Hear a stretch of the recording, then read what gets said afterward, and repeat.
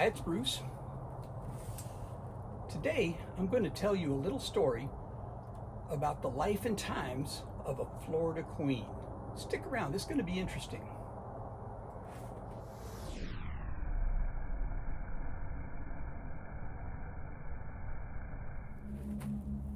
A lot of you that know me know that I'm married to a really cool Korean lady. She's put up with me for 47 years so far, and she is awesome. Back in Korea, I have a Korean granddaughter. She is a beautiful young lady of 14 years old, but she's terribly ill, and she is in the hospital, has been for a long time. She's facing more surgery, has had several surgeries already.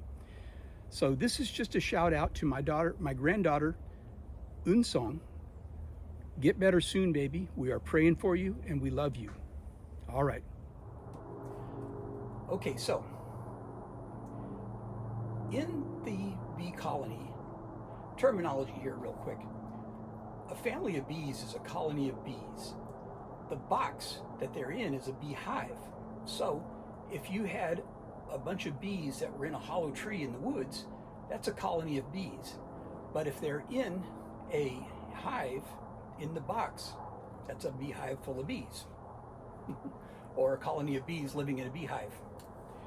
Now, there's three castes of bees. There is one queen bee. She is the baby mama for all these girls. There are probably 99% of the population, depending on the time of the year, are going to be the worker bees. These are the female bees that do all the work of the hive.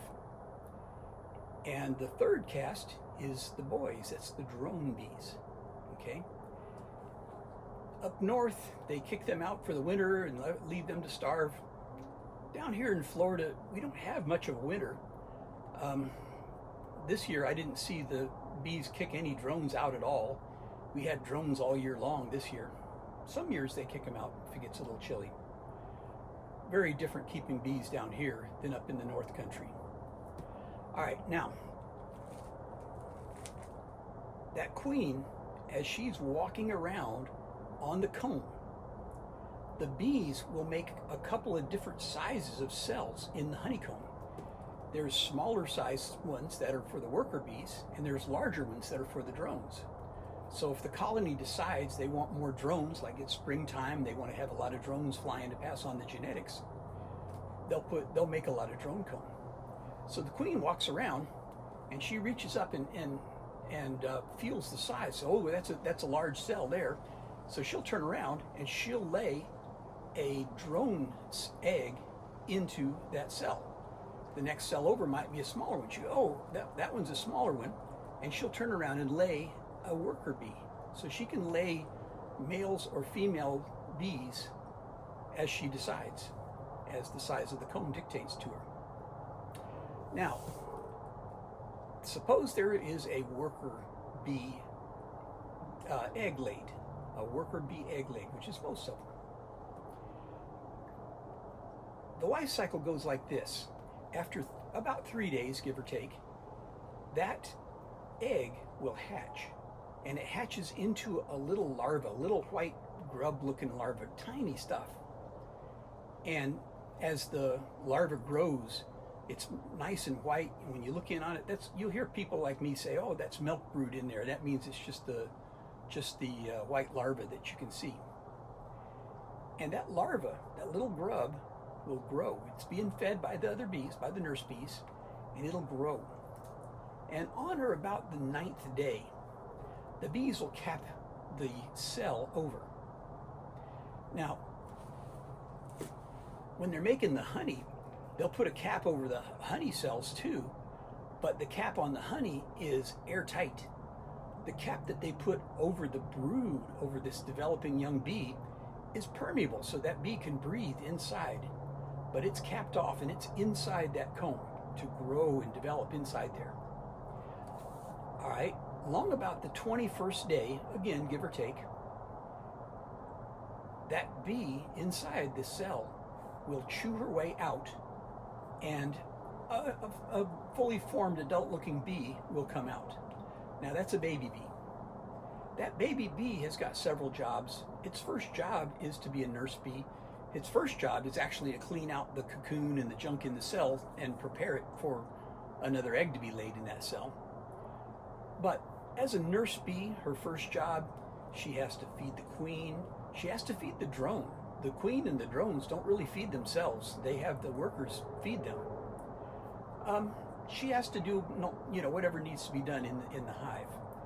As a non-flyer, the foragers will go out and they'll gather pollen and nectar, and they'll come back and they'll hand them off to these nurse bees, who will take the pollen and nectar from the foragers and carry it up inside the bee colony into the beehive, and they'll deposit the pollen and nectar into the frames. Okay. So the beehive. Okay, so the bee takes 21 days. After a week or so, maybe the 8th, 9th day, that nurse bee graduates to become a flyer. And it's the coolest thing. You'll see all these bees flying out of the hive, and they're all circling around. They're looking at it dead on from all directions, and they're setting their little GPSs in their heads. So when they start foraging, they can fly miles away and come right back to their own colony, to their own house with their own queen. Amazing how they do that. Okay. They're foragers for a while, and then these worker bees don't live very long. Here in Florida, anywhere from a month to 6 weeks, they work themselves to death. They fly back and forth carrying heavy loads. Their wings get ragged. Blue jays are terrible. Blue jays will get them. Dragonflies, we have a ton of dragonflies this year. They just fly around picking bees off out of the sky. So the queen is constantly laying eggs to replace the population of the bees in this colony. A young, healthy queen, she can lay up to 2,000 eggs in a day, but she has to replace that population. Okay. The last job, well, there's other jobs that the bees will do inside there. There's the corpse patrol, if you will. If a bee was to die inside the hive, they're going to carry it out and throw it outside and get rid of it, because it's very hygienic and clean inside. There is guard bees. There's a couple of kinds of guard bees. We have a big problem with the small hive beetles here. The small hive beetles they're too small and hard for the bees to sting them. So they can't sting them. They'll kind of nip at them with their mandibles, but they can't really hurt these beetles much. So what they do is they'll make jails. They'll make little propolis structures, and they'll chase the beetles inside, and they'll hold them in jail. So you have jailer bees. But there's a funny thing.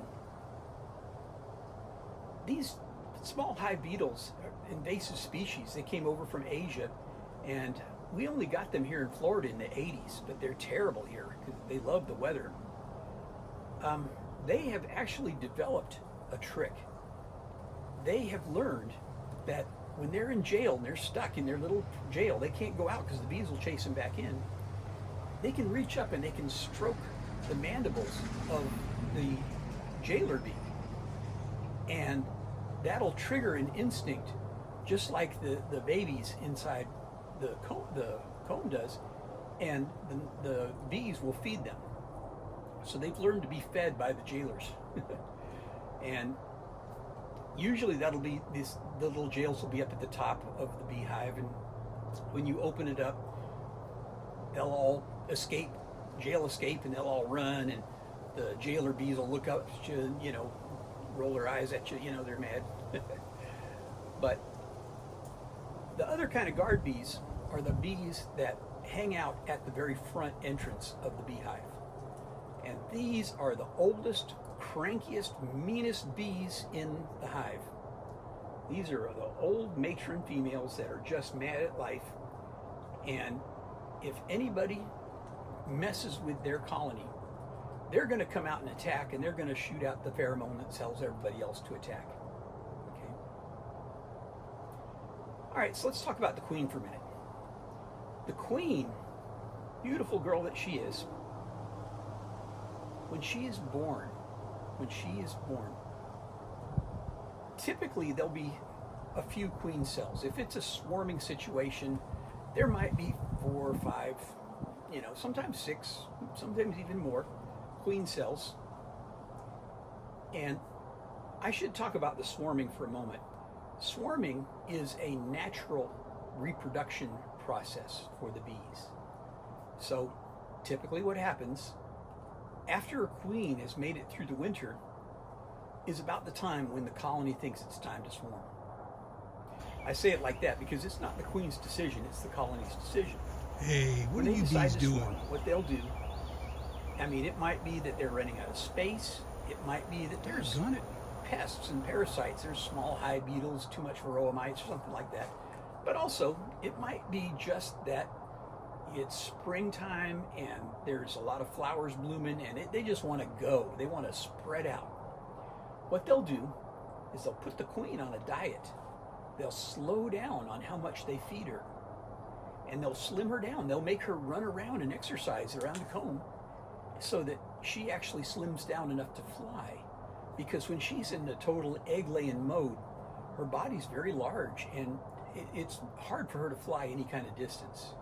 So they'll slim her down. At the time while they're slimming the queen down, the bees will select the candidates that are going to be the new queen. So they'll find certain larvae that are of the right age. Typically, it's a 1 or 2 day larva, which means that it's 4 days old, 5 days from the time that the egg was laid. But they will start certain cells on a diet of royal jelly. And that worker bee, that female worker bee in the cell, will actually start developing into a queen. And the bees will extend the size of the cell, make it look like a peanut, an unshelled peanut, because that queen is large and she'll grow up and develop in there. Now remember, I told you that the worker bees will develop and come out in about 21 days. The queen, even though she's a lot larger, she comes out in about 16 days. Drones are a little different. The drones are also in larger cells, not as large as a queen cell. They kind of look like 22 caliber bullets on the frame. They stick up a little bit. And drones typically come out in about 24 days. All right. So now we have a swarming situation and several queens are being made. So there's several queen cells being developed. Usually the first one out will go and kill all her sisters off. She'll pipe. Oh, bee, come on, leave me alone. This bee here has been bothering me. She's been following me around. Don't you sting me. All right. She'll make a piping noise. That's the queen cell. They call it a queen piping. It almost sounds like a little quack, quack, quack kind of noise. But she'll make a noise, and her sisters, who are still in the cells and haven't come out yet, will answer her. And she'll zero in on them, and she'll go over there, and she'll sting through the side and kill her sisters off. Now, if two queen bees emerge at once, they'll fight to the death, but more normally, the first queen out will kill all her sisters. And then usually, the bees do different things their way, obviously, but usually after a few days, her wings will harden up and she'll catch a deep breath, and then she'll go on her mating flight. Okay? Now remember the drones. That drone is a big fat lazy boy, doesn't do any work. He hangs around. He can drift from colony to colony. They don't care. If he goes in, they'll give him a meal and a place to sleep. They have the good life going, right? When that male bee is of the right age, he'll fly out and he'll find a drone congregation area, a DCA, a drone congregation area. Somehow the bees know what to look for. There's certain geographical I don't know. There's certain things that makes the bee say, oh, that's going to be a drone congregation area.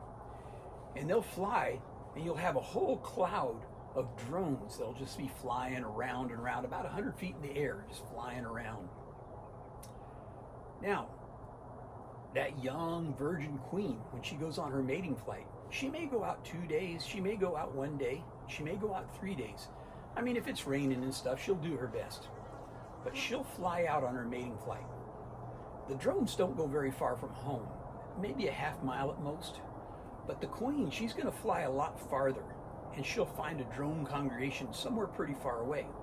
And the reason she does that is it's kind of nature's way of preventing inbreeding, preventing her from mating with a brother, okay? So she'll fly, and she'll fly through a drone congregation area. And these drones will be chasing her. They'll be flying in like fighter jets, right? And the biggest, strongest, fastest drone will get to her first. And they're mating. He jumps on her and mounts her. And it takes so much blood pressure for him to extend his phallus and mate with her. The male bee, the drone bee, doesn't have a stinger. In the place of a stinger, they have the phallus. And he'll mate with her. It lasts about 2 seconds, and then he's done. He loses blood pressure, and so he loses consciousness. So his wings stop flapping, and he kind of falls off to the back. When he falls off, his phallus breaks off inside the queen, and he falls down dead. Smile on his face, but his mission in life has been accomplished. He mated with the queen. Now the next drone, flying up in the pattern to catch her, the drones have got like a little Velcro patch on their abdomen. And so the next drone will kind of fly up her body like that, and that Velcro patch will pull out the sex organ of the guy before him, and then he'll mount her and die. She can mate with a bunch of drones. She might hit 15, she might hit 30 drones. And she might do this over a couple of days. But once she's done, once she knows that she's collected enough sperm material, she'll fly back to her colony, back to that one beehive where she came out of, where she'd set her GPS miles away. She'll come back to here. And then usually she'll take a few days, and the sperm she's collected, I don't know how many million sperms, but it's collected into an organ in her body called the spermatheca. And she'll consolidate it and kind of mix it all together. And once that's done, she'll expel whatever she didn't use, and she'll never do another mating flight again. Now, queens, I told you that the worker bees don't live long, a month to 6 weeks. A queen bee lives a lot longer. They can live up to 6 years. Down here in Florida, they don't usually live that long because, we don't get a winter break, or they don't get a winter break. And so she's laying eggs all the time, and it wears her out. But she'll never need another mating flight. And like I said, she can be laying 2,000 eggs a day when she's young and really healthy. All right, here in Florida, our queens last 2 years. I had one that hung around for almost 3 years. I think she made 3 years, but I don't see them hanging around very long, unfortunately. Drones, they only last maybe 2 months at most. So that's kind of the life cycle of these bees. So that queen has swarmed. The old queen swarmed out with a half to 2/3 of her colony, leaving behind developing swarm cells. Okay? And then, like I said, the new queen comes out, kills her sisters. Well, that swarm is flown out, and they'll go to an area and they'll hang on an area. Now, it might be in the eave of a house, it might be on a tree, and that's called a bivouac. And they'll be resting there. And while they're resting, the scouts are out looking for that cavity. They're looking for about a 40-liter cavity, about the size of my swarm traps. And when they'll actually go through a democratic process, it's beautiful. It was described in Tom Seeley's book, Honeybee Democracy, a great read, a big thick book, but a great read.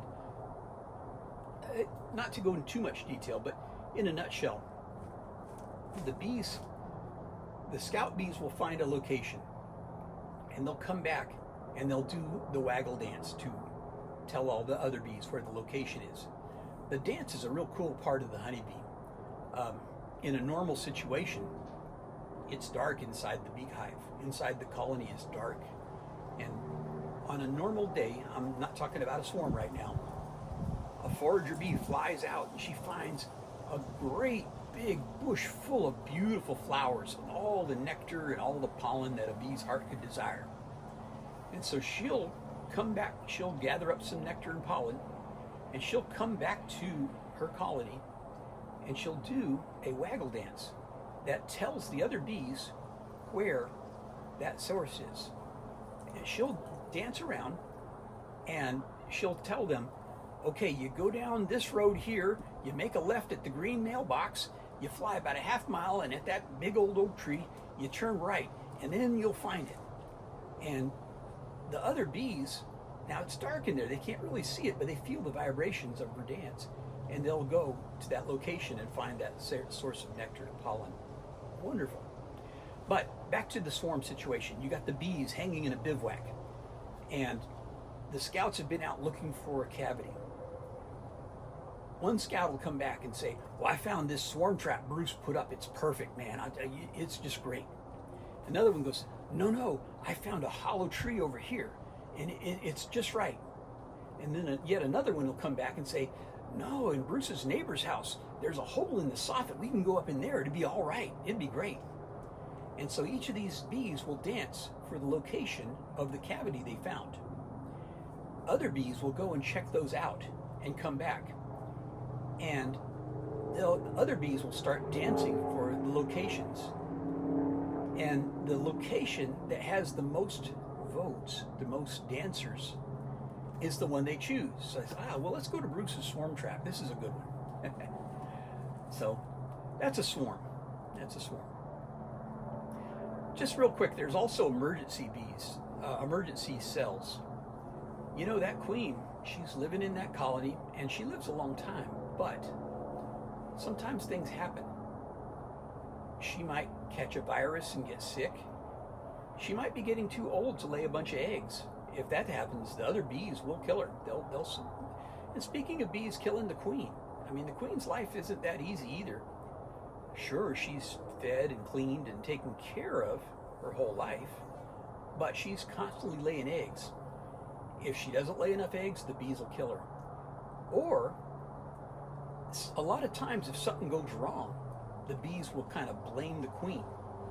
For example, if you had a raccoon that found your colony and say every night that raccoon learned that he could come over there and scratch at the entrance, bees will come out, he'll snatch him up and eat him. The bees get really grumpy, and if this happens night after night, there's a very good chance that the bees will kill that queen.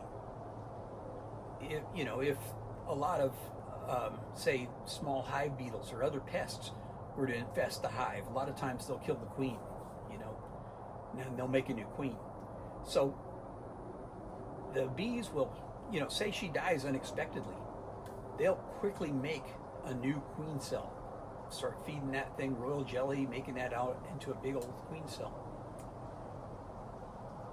Now, just as a quick note here, if that queen cell, say you got the first queen out and she kills all her sisters, so now you only have one queen.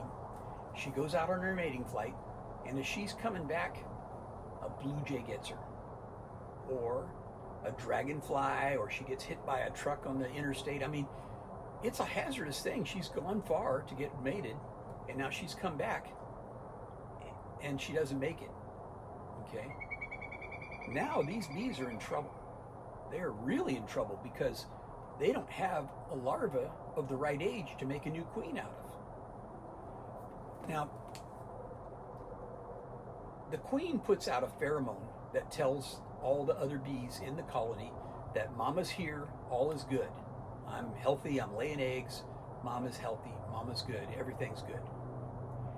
And the brood puts out a pheromone There's a pheromone for very young brood. There's a pheromone for newly capped brood and older capped brood. There's pheromones going on all over that colony. It's dark in there, so they communicate by the pheromones in there. When there's no queen, that colony does not have a queen. The queen's pheromone is not present, right? As the brood gets older and older and hatches out, you don't have the young brood pheromone either. One thing that these pheromones do in a normal situation is they prevent the worker bees from developing ovaries. But now with those two pheromones not present, some worker bees might begin developing ovaries, and they might start laying eggs. This is called a laying worker. A laying worker is a terrible thing. It might be 1, it might be 50. You don't know how many are laying, but they're laying eggs.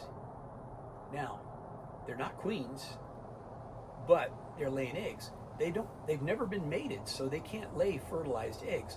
But if they lay an unfertilized egg, that will typically develop into a drone. They can lay viable drones, even though they're not a mated queen. This can be a big problem for a beekeeper, because if I was to go into that colony and say, oh no, there's no queen, no evidence of a queen. If I go downtown and I buy a nice, expensive, beautiful queen, right? Perfect European genetics and all that, and I introduce that new queen, more than likely they'll kill her, because those laying workers will put out a false queen pheromone. And the worker bees will say, well, we got a queen. We don't need no foreign queen in here. So they'll kill her. On YouTube, there's a bunch of YouTube videos about fixing a laying worker situation. I've tried several of the things they suggested.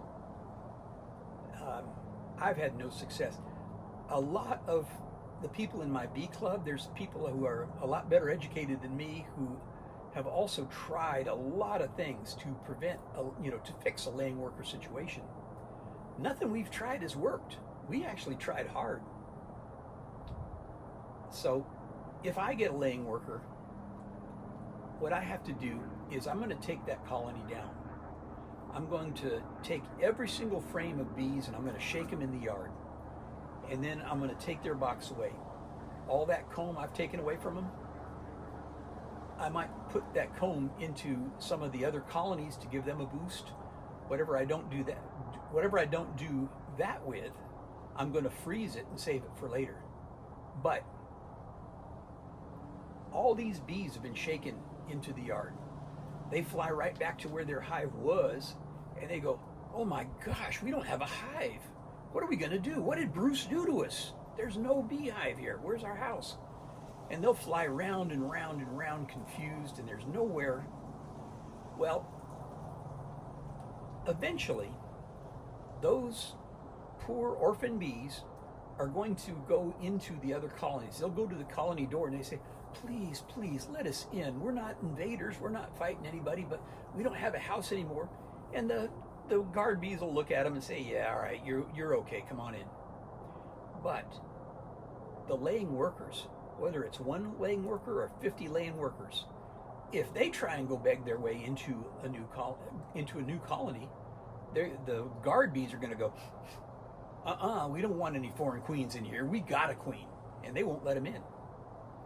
So those orphan laying workers are just going to pass away out in the grass, because they just can't make it without a colony to support them.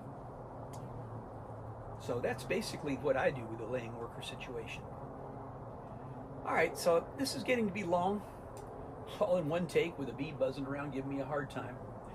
But I hope you've enjoyed this. This is Bruce, and for the next one I'm going to be doing some more woodwork and stuff. I'll see you soon. You made it to the end? Man, you are awesome. Okay, I'm done beekeeping. Let's go fishing.